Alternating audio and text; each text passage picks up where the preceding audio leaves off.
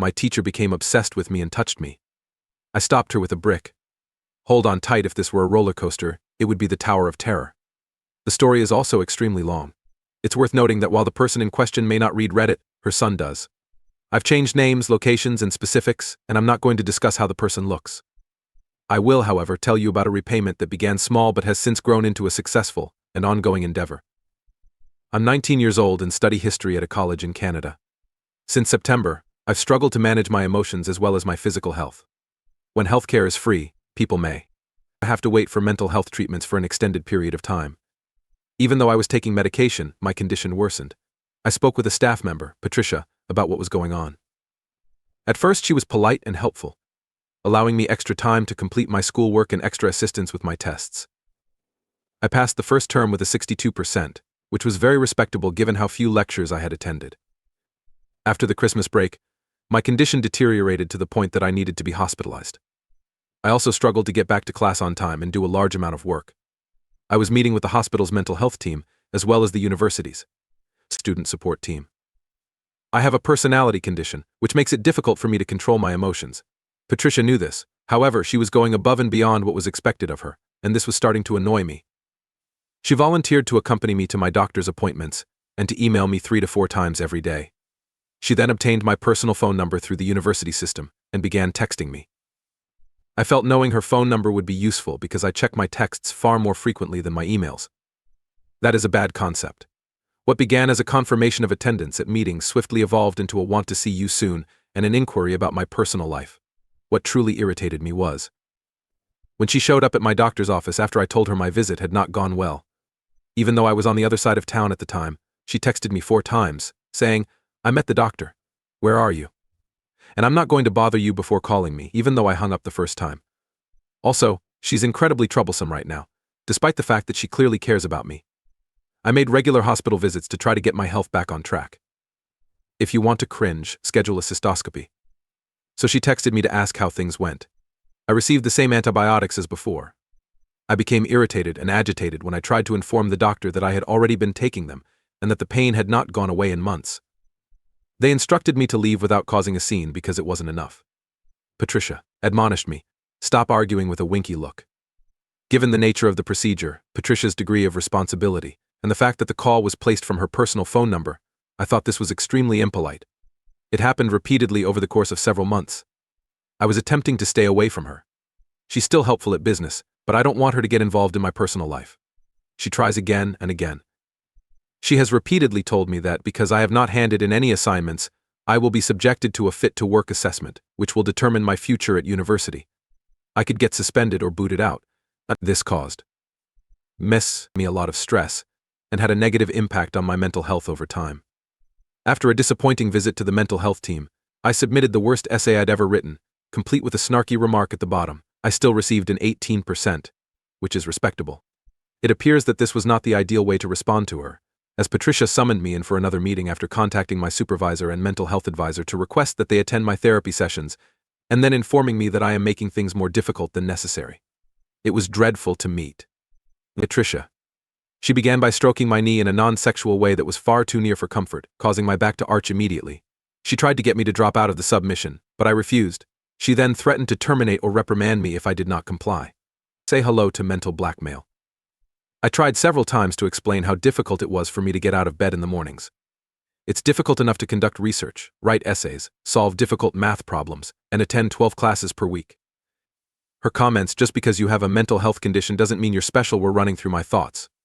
And I had to go to therapy every week for 3 years to clear my mind, so you should be okay by August. I ended up enraged, weeping, and slumped over. I am sitting with my head on my knees. I felt stuck in her room for 40 minutes, which cut off blood flow to my legs. That's why I couldn't bear leaving when I eventually mustered the courage to do so. I made it approximately halfway across the room before tripping. I held onto the table and did not fall. She stood up from her chair, as if she had won the lottery, and grabbed me behind the back. I raced away as fast as I could. She texted me between 10 and 11 p.m., saying it was extremely essential. Finally, there's the payback. I was so angry that I decided to hit this woman hard. I spent 8 hours organizing all of the year's emails and texts, taking notes on them, and filing them in a folder with documentation that I was actively seeking medical assistance, as required by university rules for sick students. I nicknamed the folder the brick since I planned to smash her with it if nothing else worked. To give you an idea of how many trees I had to cut down, this folder weighs at least 5 kilograms. I completed a feedback form regarding 3 separate problems. There are forms for emails, SMS, blackmail, direct contact, and harassment. Okay, this was supposed to go to Patricia, but I was unhappy with her, so I delivered it to the dean. Phase 1 is completed. In the second round, she reviewed her letters and formed a case for being mistreated. After being told for 5 months that I would be thrown off the Fit to Work panel, they were about to do it until I brought out the brick and showed them 8 examples of unprofessional behavior in one email. My punishment was reduced to simply suspension, which is beneficial for Phase 3 because it allows me to continue using my university email account and the facilities of the student union. In Phase 3, I presented my case to the university's legal team and threatened to go to court if I didn't receive a favorable outcome. That's all, folks. After successfully completing Phases 1 and 2, I can report that Patricia has taken 6 months off sick. Let me explain why she isn't on sick leave but has been sacked. I assumed she would be in my Fit to Work group. The entire staff has been instructed not to call her 3 days after she went on sick leave. If they need to contact her immediately away, they should use an online reporting mechanism that will be continuously monitored. She also stated that she would not respond to communication since she was, quote, unwell. This made me laugh because she had requested me to write her 5,000-word articles, despite the fact that I was really unwell. Patricia's position at the university entails handling sensitive information and individuals who are easily hurt. This will leave a significant stain on her record, maybe costing her her job and making it tough for her to find another in the same industry. I dropped out of college after that because of my health, which was most likely exacerbated by Patricia's behavior. In brief, my university teacher harasses me in multiple ways, which creates a significant problem. I complain and provide evidence for 8 months, resulting in her suspension and almost firing. There might be a court case. That's pretty scary. I mean, if there's a 5-kilogram block of paper evidence of bad behavior against you, I'd say you're most likely the problem and the jerk. Even though it is beneficial for instructors to be aware of and concerned about their students' ongoing problems, you should usually avoid becoming overly involved in any one student's personal life beyond following up on referrals and reading what mental health professionals say. Good program directors will stay on top of concerns like this, offering time off or other options while being professional. That doesn't even take into account Patricia's behavior, which goes far beyond tutelage concern and into outright obsession, stalking, and touching without permission. When the storyteller first read about how she grabbed you from behind while you tried to flee, he really pulled his legs up to his chest. This is not acceptable in any way, and I'm not sure if she's a genuine attacker or simply someone who is lonely and acting out. Anyway, she shouldn't be in a position where she can act on her good intentions in this manner, even if they are genuine. It will happen to many pupils, and our brave author should be commended for not giving up despite their horrible health concerns, and for at least getting her actions investigated. As the holidays approach, one of her favorite jokes is to say that her father, my uncle, is coming to pick me up. To be very honest, my uncle is not a pleasant person. He yells at everyone, even myself, for everything. He lies about others to make them look terrible while making himself look wonderful. He also makes fun of me for being overweight. His statements are so obnoxious that I've gray-rocked him, which means I'm not giving him any more time. And my cousin's favorite joke is that he's coming to pick me up to take me to family gatherings, which I try to avoid while he's around. And 2 hours with him in the car? That is indeed terrible. So she lied to me a few weeks back when she said he called and offered to pick me up for my birthday. I felt I was experiencing a panic attack and remember crying, hyperventilating, and going back and forth in an attempt to calm down. And yeah, seeing him is that horrible. My cousin then started to chuckle. That wasn't humorous, I told her. Don't you feel better now that you know he's not coming, she questioned, knowing how I felt about that guy. That is still on my thoughts. I'm over that joke after 2 weeks. I'd like to perform a joke on her to grab her attention. I thought about her greatest dread. Funny individuals. Since she was a child, she has been terrified of clowns. So I asked a friend who is taller than 6 feet to dress up as a scary clown. I lied, telling her I had a coupon for a free supper for 2 at her favorite restaurant for her birthday. I did this to persuade her to help me. When we left, I had set up my clown. The plan was to park the car in the middle of this old country road and wait for my friend to arrive. What an excellent idea.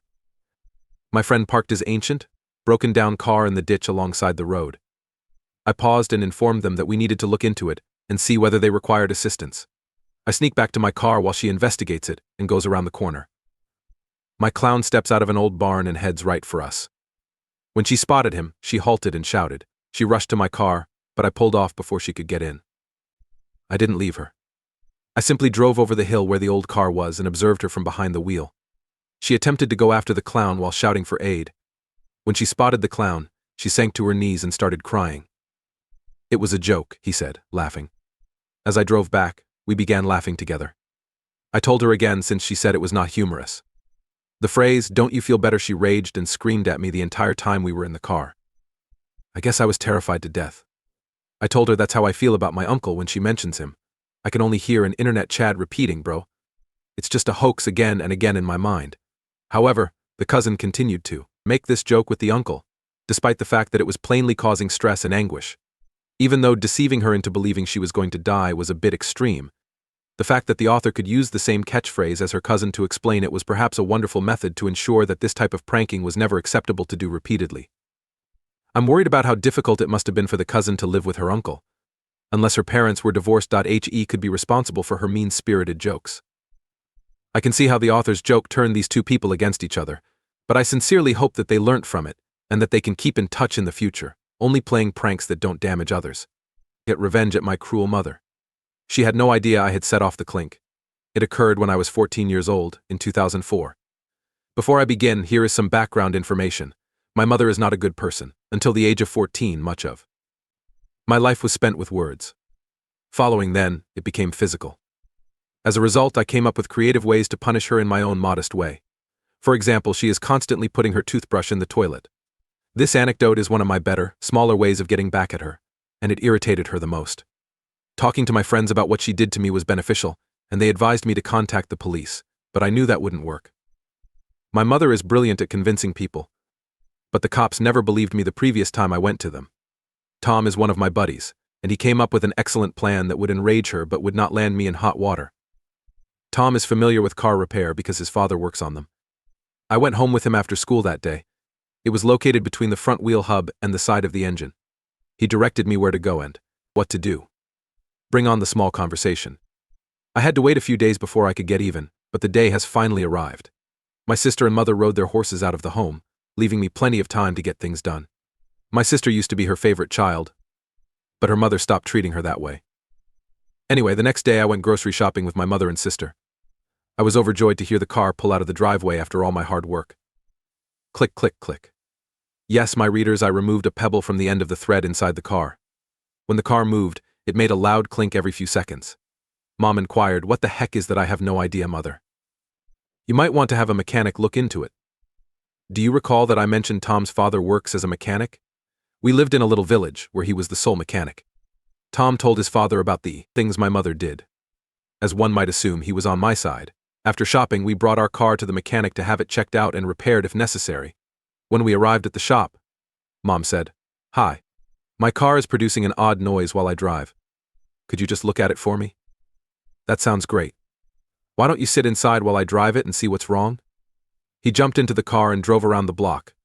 He returned to find the noise had magically stopped. He collected my mother's check and sent us on our way, but not before Tom's father sneakily returned the rock to me, smiling and winking as I walked away. That night, I returned the rock to its original position and left it alone until the next day. Oh, that felt great. The noise returned the next day. So Mom took the car back to the technician. This time, the mechanic couldn't find anything wrong with it and said he couldn't hear any noise. Both the plumber and I did not bother to remove the rock after that. He understood what it was like to be spoilt by her, and had heard numerous stories about her from the locals. The rock was not causing the automobile to break down or run poorly, thus nothing needed to be repaired. I moved out when I was 16 to live with my father. But the clink was still there, disturbing my mother every time she drove the car. I lost track of how many times she returned it to the repair shop, and how much money she spent to remove the clink. I was 23 years old when I last saw my mother, and she still drove the same automobile. I expected the rock to be gone by then, but the car still had the clink, only not as loud. Thank you, Tom. So we're going to keep clinking for 10 years to drive this nasty woman insane, since she put you through a lot. That seems like a modest way to get back at her. I know the rock is magnificent since it has been there so long, but I believe the string is far more stunning. What kind of thread did you use to wrap up the stone? Let us hope it continues to follow her about till the car dies. Even though it sounds like you're no longer with that nasty woman, we can only hope that remains the case. The narrator also thought her side point about the mother and sister bonding over horses sounded familiar. The author of our film, my mom canceled my birthday and gave my sister 2 birthday parties instead, just to punish Maine is here, he confirms. It kind of boggles my mind. Based on what we know about the mother from the first story, she likely deserved to be treated this way. I wonder how many more stories will emerge about how she acted and how her daughter retaliated against her. It's already against the odds that I'll be voicing 2 Mumzilla films in 2 weeks. This is what I mean out of all the writing on the internet. I suppose you should keep your ears open for more. Karen gets enraged and claims that my child is queer. I've heard a lot of things on this channel, but I've never experienced anything like what I'm hearing about here. But now that I have a child, I seem to be drawn to Karen. In this narrative, Karen and I are in a baby nursery and feeding area. Kathy is nuts. As I changed my 5-month-old baby, he had a massive poop explosion that extended all the way up his back. Oh! I searched through my baby bag and found a pink bodysuit with just pink socks remaining. We were stunned to learn we were having a boy instead of a girl, so I saved the most of our daughter's belongings. I utilized various items for him, such as socks and a couple natural pink onesies. He was wearing his pink trousers and socks. A woman approaches me as he is eating and having a fantastic time. Throughout her meal, she sat across from me. What a cute child. What's the name? It's Jonathan. Karen makes a shocked Pikachu expression. It is not a good idea to outfit guys in pink.